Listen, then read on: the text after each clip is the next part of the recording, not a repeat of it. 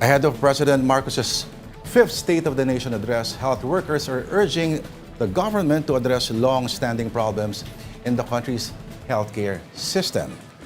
Joining us now to discuss their expectations and frustrations for the SONA is Alliance of Health Workers Secretary General Christy Dongines. Magandang gabi, Ma'am Christy. Yes, good evening, Sir Lord. Opo. At maraming salamat sa pagpa-unlock sa amin. Una sa lahat, nakita ko yung logo ng ano mo.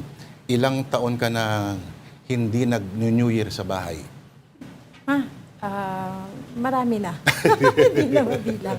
Kasi I'm almost 24 years at the institution working po. Wow!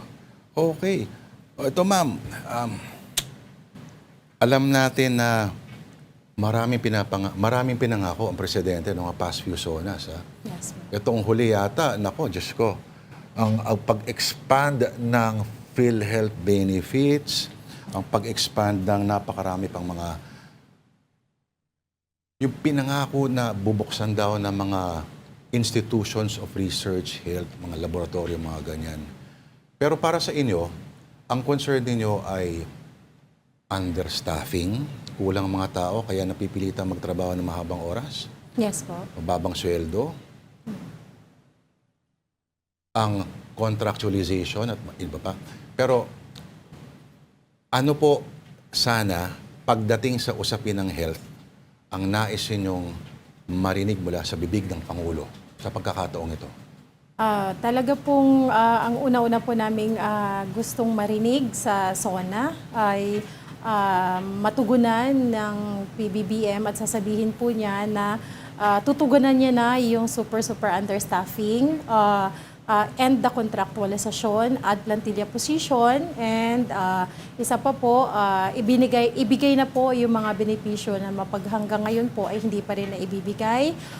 Pagtaas po ng sahod ng mga manggagawang pangkalusugan, 36,000 across the board sa salary grade 1 po, and then 50,000 entry salary for nurses and allied profession po.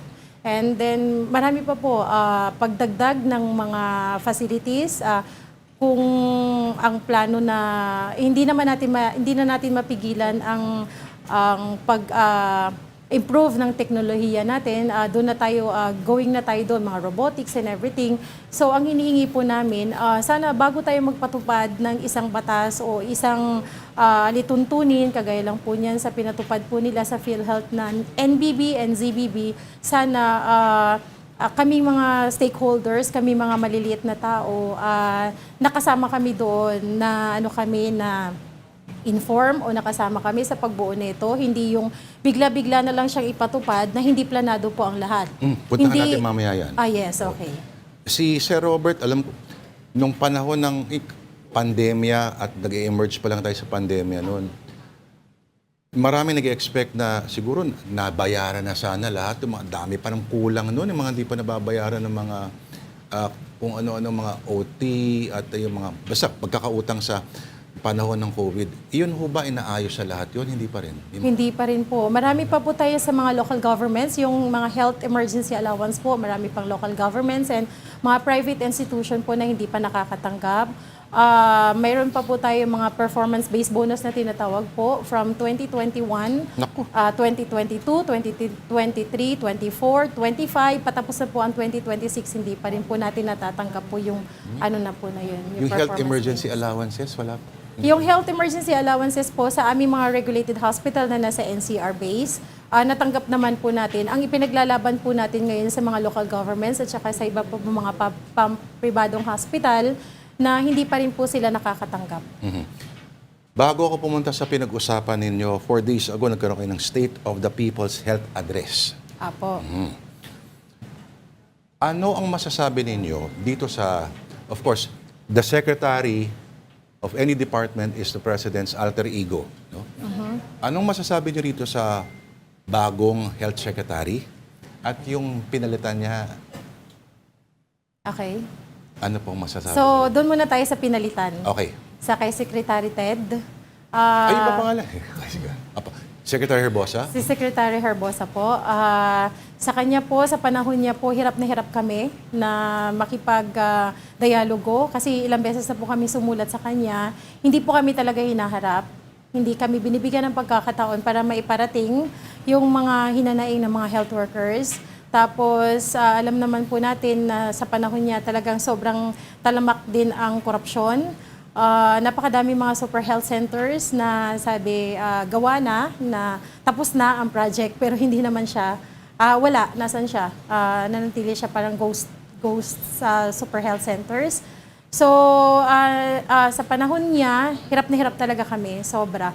Ngayon, dito naman sa panibago nating appointed na Health Secretary, si Dr. Pujalte Jr., natutuwa tayo sa side nating mga manggagawang pangkalusugan, natutuwa tayo kasi para po sa kaalaman ng lahat, si Dr. Pujalte po, isa po siya sa sumama sa atin na lumabas nung panahon na ipinaglalaban po natin yung privatization po ng Philippine Orthopedic Center po.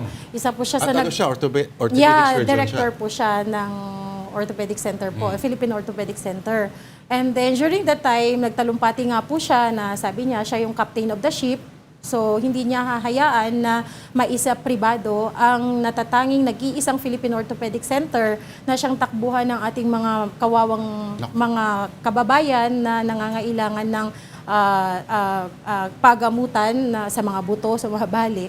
And then, Akala ko noon, Ma'am Christy, akala ko sa PGH lang may mahabang pila, gabi pa lamang. Hindi. So orthopedic din pala. Lahat po sa amin, sa hospital namin, lalo po ngayon dinadagsa po tayo ng mga kababayan natin na walang kakayanan para magbayad sa The Medical City. Walang kakayanan magbayad sa mga pampribadong hospital. So talagang yun ang takbuhan talaga nila. Okay. Ito namang pinangakong zero balance billing na niyabang nung isang taon. Ito ba'y dapat nating paniwalaan? O zero credibility, zero balance? Ano ho bang? Ang itong zero balance billing at kung mabanggit na rin ang no balance billing, kaakibat silang dalawa, which is okay siya. Okay siya pakinggan. Okay naman na batas o ano.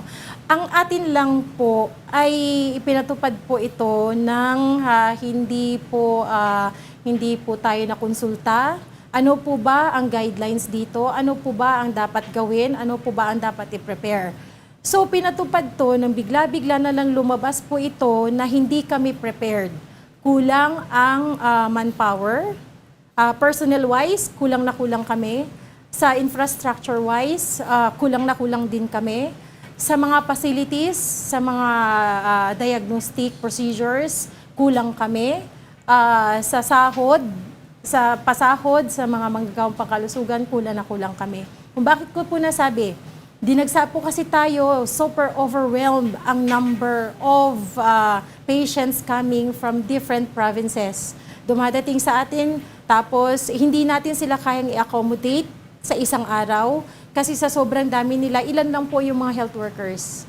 So, sobrang nagkakasakit na po ang mga health workers dahil kailangan natin mag-extend ng oras kasi wala na pong sasalo dahil yung sasalo sa atin, absent na, may sakit na. So, kailangan po natin mag-extend ng oras. So, hindi naman po tayo robot na hindi kami napapagod. So, nagkakasakit kami. Pagdating naman sa mga nurses, ang impression naman ng iba, ay, kukunti na lang ang mga nurse sa private kasi mas malaki na raw ang sahod sa public hospitals. Ganun ang impression po. Ay, kaso lang po, yun nga po yung sinasabi po natin, hindi namin ramdam na malaki po, Sir Lord. Medyo mataas na ang posisyon ko sa hospital pero hindi kakayanin ng sahod ko yung pagtaas ng inflation ngayon. Alam niyo naman po, sa ngayon, ang 1,000, ilan na lang po mabibili natin. So, kailangan talagang makahabol talaga ang sahod, ang mga sweldo ng mga manggagawang pangkalusugan sa pagtaas. Hindi rin pala ganun kataas. Hindi po. Ang pinakamataas po sa amin, ang dami ng pasyente. Hindi po yung sahod. Doon po kami talaga, masayang-masaya. Ang daming pasyente, yun ang tumaas. Kung meron kang 5 minuto, makaharap mo yung Pangulo, kung maisusuma mo lang yung state of the nation's health, gaya po yung nangyayari po nung 4 days ago, ano-ano po itong mga to? So, Ito lahat ba ito ay masusolusyonan pag buhusan natin maraming pondo? malamang. Tapos sa usapan. Malamang, masusolusyonan. Kasi kung ang pinakaano natin, hinihingi lang po natin na magkaroon po tayo ng 5% for the additional sa budget po ng pangkalusugan po, 5% overall. ang gross domestic product po. So kung madagdagan, 5% lang hinihingi po natin. Kasi alam natin na ang lagi nilang sinasabi na every year, maglahad ka ng totoong ginastos ng hospital mo para sa budget hearing natin, para sa budget deliberation, para mabigay. Taon-taon naman ini-slash nila ang budget ng hospital, ng mga pampublikong hospital. 5%. Sabi na, yung defense nga, 3% lang. Yeah. Okay na rin yung defense, 5% sa inyo. 5% sa amin, sir. Kasi nga, kung tutusin lang, kung ito lahat natugunan at ito binagsakan ng sangkatutak na budget ito at binigyan kami ng malaki-malaking pondo, wala siguro mangingibang bansa ng mga health workers, sir. Walang aalis. Siguro dito masayang-masaya na tayo dahil nagsiservisyo tayo sa kapwa natin.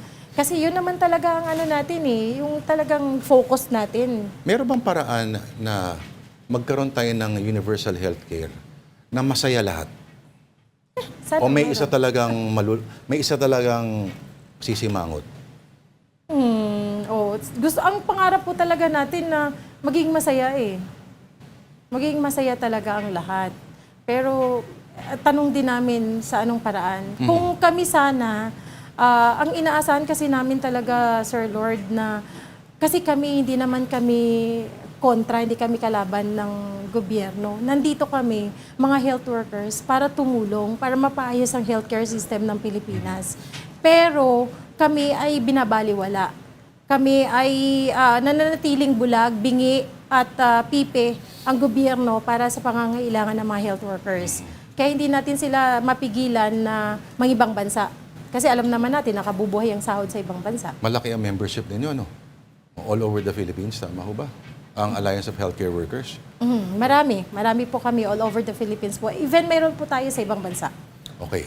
Alam natin sa SONA, maraming ulit ipapangako at maraming iyayabang ng mga statistics ang Pangulo.